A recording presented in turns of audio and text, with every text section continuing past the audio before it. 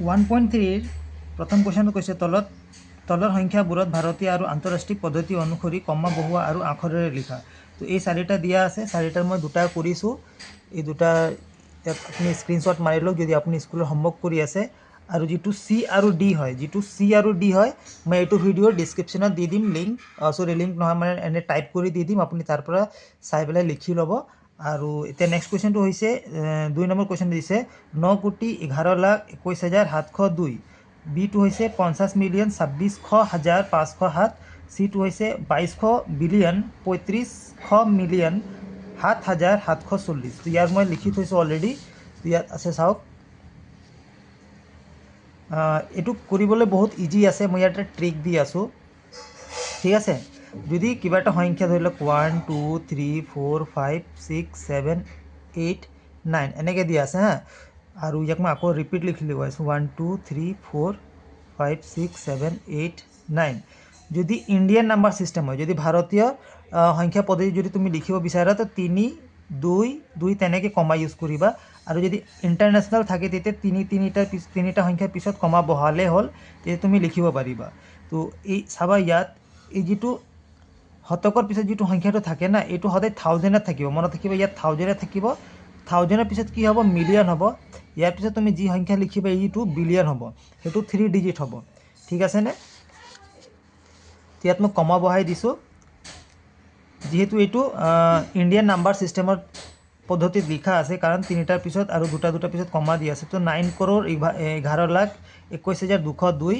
আৰু বিটো দিয়া আছে তোমাৰ চোৱা, এইটো যিহেতু ইণ্টাৰনেশ্যনেল নাম্বাৰ ছিষ্টেম হয়, কেনেকৈ ধৰিব পাৰিম, ইয়াত তিনিটা পিছত কমা লগোৱা হৈছে। ইয়াত এইটো হৈছে তোমাৰ থাউজেণ্ডৰ প্লেচটো হা।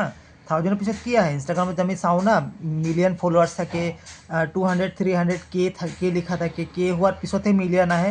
তো এইটো মই ক'ব গ'লে এক প্ৰকাৰৰ কে হয়, কে যেনেকৈ 1000K 2000K এইবিলাক কে ফলোৱাৰ্ছ থাকে না, ছাবস্ক্ৰাইবাৰ থাকে, এইটো ধৰি লওক কে হয়। কেৰ পিছত কি আহিব, মিলিয়ন আহিব, মিলিয়নৰ পিছত কি আহিব, বিলিয়ন আহিব।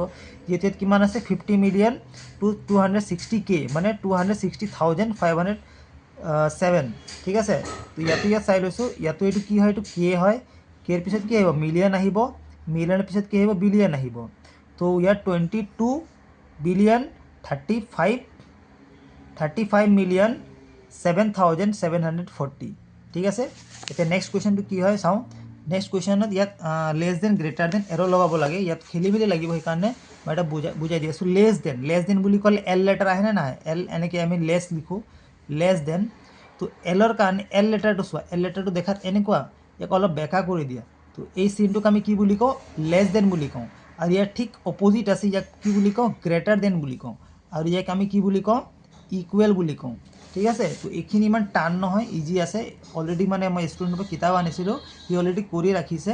তো তথাপিও মই অলপ কৈ দি আছোঁ। ইয়াত 2 to ছেম আছে, 7 8, ইয়াত 5 6 4 0। তো এই সংখ্যাটো সৰু হ'ব, ইয়াত কোনটো সংখ্যা আহিব, ইয়াত গ্ৰেটাৰ দেন আহিব, ঠিক আছে।